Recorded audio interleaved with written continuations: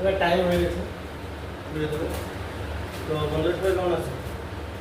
আমি ডাইরেক্ট তো বন্ধুরা তার আগে আমি একটু দেখিয়ে যাই আমার রুমটা এই যে, আর রুমটা এরকম কিছু। সো আমার টাইম হয়ে গেছে 7টা, সাড়ে 7টা বাজে। আমার হচ্ছে 8টা, সাড়ে 8টার মধ্যে আমার ইন্দিরা গান্ধী এয়ারপোর্ট যেতে হবে। চলো, আমি এখন এয়ারপোর্টে পৌঁছে গেছি। আর তোমরা দেখতে পাচ্ছ এখন চুলটা এটা ঠিক করছি, একটু ভিতরে যাওয়ার জন্য চেষ্টা করছি। গেটের বাইরে আছি এখন আপাতত। এয়ারপোর্টে যে ভুল কাজটা করে বসে আসলাম, সেই কাজটা হচ্ছে তোমরা কোনো সময় করবে না। যেটা করবে না তার মধ্যে আমি ভাবলাম একটু বাইরে সিন একটু দেখিয়ে দিই। সত্যি কিউট লাগছে। চলো আমি আস্তে আস্তে তোমাদের কাছে সব কিছু কথা খুলে বলতে চাচ্ছি। প্রথম তো ভাই এখানে আসলে একটু হিসেব করে চলতে হবে, না চললে তুমি পস্তাবে। প্রথম তো তুমি একটা কথা মাথায় রাখবে, তোমার বেডি লাইট মানে কি লোহার জিনিস কিছু নিয়ে সঙ্গে যেতে পারবে না। কারণ আমার সামনে অনেকের যাচ্ছে বের করে দিলো, আমিও দেখছিলাম, বাট আমারও বের করে দিচ্ছিল। তারপর আমি রিকোয়েস্ট করার পরে আমি অনেক কষ্টে ভিতরে ঢুকে গেলাম। এবার আমাকে চেক করতে গিয়ে কে চেক করেছে দেখো। আমাকে একটা লাইট পেয়েছিলো, আমার কাছে লাইট ছিল, গ্যাস লাইট, আর প্লাস হচ্ছে একটা টিনের কৌটো ছিল, সেটা আমার কাছ থেকে নিয়ে নিচ্ছে ওরা আপাতত। তো বন্ধুরা দেখতে পাচ্ছ আমি এখন পুরো ভিতরে বসে আছি। 22 নম্বর গেটে আমার প্লেনটা আসার কথা, ওর জন্য 22 নম্বর গেটে বসে আছি। চলো আস্তে আস্তে যাওয়া যাক আগের দিকে, না গেলে বুঝতে পারবো না ঠিকই। তো বন্ধুরা আমার এই গেট দিয়ে ঢুকতে হবে, তার আগে কলকাতা ফ্লাইট দেশে বলে ওর জন্য ওইখানে বসে আছি। দেখি কখনো ওটা ছাড়ার পরে এক জায়গায় বসে থাকতে থাকতে বোর হয়ে যাচ্ছিলাম, তো ভাবলাম একটু ভিডিওটা করে শ্যুট করে এদিকে ওদিকে ভিডিওটা দেখাই। এয়ারপোর্টের ভিতরটা কেমন আর কোথায় কি পাওয়া যায় না যায় তোমাদের এক এক করে সবই বলবো। তো তোমরা একটু ধৈর্য ধরে ভিডিওটা দেখো, দেখলে তোমাদের খুবই ভালো লাগবে।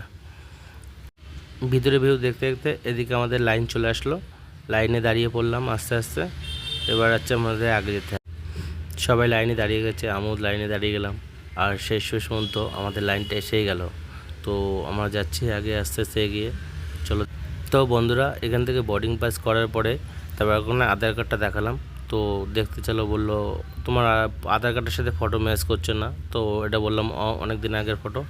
তারপর ওখান থেকে বেরিয়ে আসলাম, বেরিয়ে এসে এবার হচ্ছে প্লেনে ঢুকবো। এবার এক পর্যন্ত তোমরা এটা বলতে পারো 1 জায়গা 2 জায়গা 3 জায়গা 4 জায়গা আছে তোমার চেকিং চলবে, তারপর তুমি প্লেনের ভিতরে ঢুকতে পারবে। তার আগে পর্যন্ত তুমি ভিতরে ঢুকতেই পারবে না। তোমার প্লেনের গেটের মুখের ধারে দাঁড়িয়ে থাকবে, সে বি যাচ্ছে তোমাকে চেক করবে। যদি কোনো সন্দেহবাদী জিনিস হয় তাহলে তোমার কাছ থেকে কোন থেকেই বের করে দিতে পারে ওরা। সো বন্ধুরা এবার দেখতে থাকো এরপরে কোথায় কি করছি না করছি প্লেনের ভিতরে। মানে এই প্লেনটা খুবই ভালো, সিটটাও খুবই ভালো ছিল। এয়ার ইন্ডিয়ার থেকে আমার এই প্লেনটা খুবই ভালো লেগেছে। তো বন্ধুরা এই ভিডিওটাতে হচ্ছে আমি এইটাই বোঝাতে চাচ্ছি, এই এয়ারপোর্টে আসতে গেলে কী কী লাগবে না সেগুলো আমি তোমাদের তুলে ধরতে চাচ্ছি। অনেকে জানে না, তো যারা জানে না তাদের জন্য ভিডিওটা বানাচ্ছি। তো বন্ধুরা তোমরা প্লেনটা দেখতে থাকো, সত্যি কিউট লাগছে দেখে। আর ভিতরটা হচ্ছে মানে অসাম বলে সিটটা বি অসাম।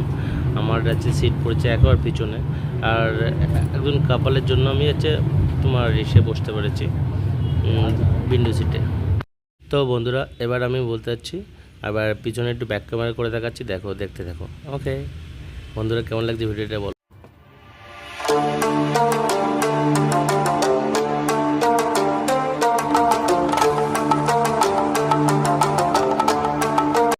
তো বন্ধুরা এখন প্লেনটা উপরে উঠে গেছে, আর নিচের ভিউটা দেখো, সত্যি কিউট লাগছে। মনে হচ্ছে ছোটো ছোটো কাঠের বোতল আছে, ঘরগুলো দেখা যাচ্ছে, আর মানুষগুলো কাঠের বোতল দেখাচ্ছে। সত্যি অসাধারণ লাগছে দেখতে। এটা দিল্লিতে দেখাচ্ছে এটা। চলো আস্তে আস্তে প্লেনটা উপরে যখন পুরোপুরি আকাশের উপরে উঠবে তখন দেখতে কেমন লাগে সেই জায়গাটা তোমাদের দেখাচ্ছে এখন, দেখতে থাকো। তো বন্ধুরা দেখতে পাচ্ছ আকাশের ওপরটা কেমন লাগছে, সত্যি এত অসাধারণ জায়গা। সকালবেলায় প্লেনে না উঠলে ঠিক বুঝতে পারতাম না এতটা কিউট লাগছে। আর নিচের ভিউটা দেখো, সত্যি কিছু দেখতে পাচ্ছি না, হালকা হালকা দেখতে পাচ্ছি। সো লাইক কমেন্ট শেয়ার করতে ভুলবে না বন্ধুরা। এরকম ভিডিও দেখতে গেলে, নিত্য নতুন ভিডিও দেখতে গেলে লাইক কমেন্ট শেয়ার করো, পাশে থাকো, তাহলে তোমাদের নিত্য নতুন ভিডিও দেখাতে পারবো। তোমরা যদি বলো ক্যানাডার যে কোনো দেশে যাচ্ছে ঘুরে আসতে পারি, তোমরা লাইক কমেন্ট শেয়ার করো, পাশে থাকলে নিশ্চয়ই যাচ্ছে পুরো দেশটা ঘুরে দেখাবো তোমাদের, চেষ্টা করবো আমার দিক থেকে পুরো। ঠিক আছে বন্ধুরা, এরই মধ্যে হচ্ছে খুবই খিদে পেয়ে গেছিলো, সকাল থেকে কিছু খাইনি, তার মধ্যে ভাবলাম খাবার কিছু অর্ডার করি। তো একটা ফ্রাইড রাইস মাঙালাম, চিকেন ফ্রাইড রাইস বলে। তো ওটার দাম কি কত কি। তো বন্ধুরা প্রথম তো আমি এই খাবারটা অর্ডার করলাম, চিকেন ফ্রাইড রাইস যেটা বলো। তো এর দাম হচ্ছে 300 টাকা। একটা কফি নিয়েছিলাম, সে কফিটা আগের থেকে খেয়ে নিয়েছিলাম, ওটা 150 টাকা হয়েছিল। টোটাল এখান থেকে আমার তোমার হিসেব করতে পারছো 450 টাকা বিল করে ফেলেছে ওরা। তো ওটা খাওয়া দাওয়ার পরে একটু তো বন্ধুরা এই বাইরে ভিউ দেখতে দেখতে একটু বোর হয়ে যাচ্ছিলাম। তো ভাবলাম না এক নাগাদের বাইরে ভিউ দেখলে কি ভালো লাগে। আর তখন গিয়ে ভাবলাম না একটু বই দেখি, একটু মানে মোবাইলে মুভি ডাউনলোড করা ছিল, স্ত্রী টু, অনেকগুলো মুভি ডাউনলোড করেছিল, ওই মুভির মধ্যে দেখছিলাম। দেখতে দেখতে তারপর ভাবলাম তোমাদের সাথে একটু ওপরে সাউন্ডটা শোনা কেমন লাগছে, তোমার শোনা সাউন্ডটা।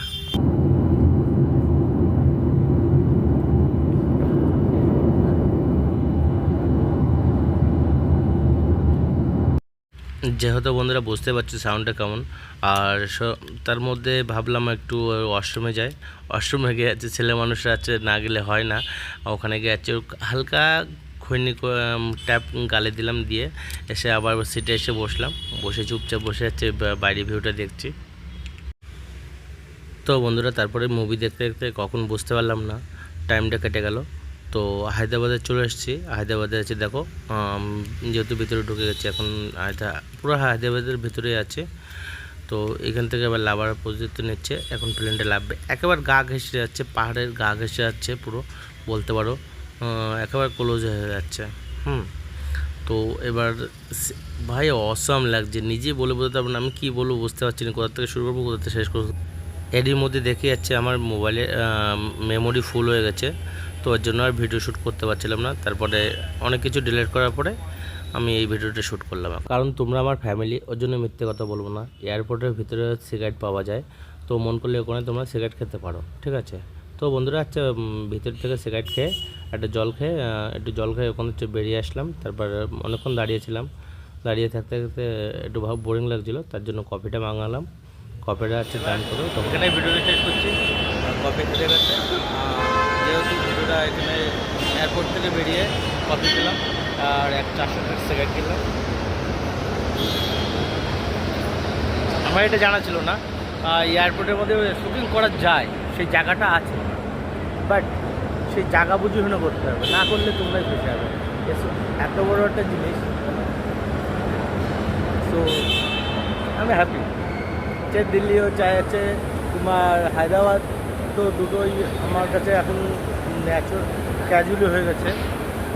বলে তো হবে কোথায় কী বলে তো হবে, আমি দুটো একবার দেখিয়েছি। তোমরা সোজা এই গেট দিয়ে ভিতরে গেলে তুমি তোমার দেখাচ্ছি, এই সাইডে দেখাতে পারবো। হ্যাঁ এই সাইডে সোজা গেলে তুমি বেরিয়ে যাবে,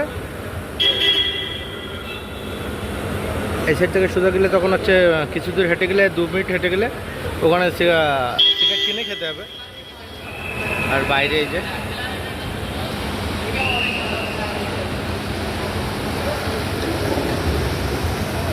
দেখতে পাচ্ছ এয়ারপোর্টের ভেতরে, এবার সামনে করছি ক্যামেরা।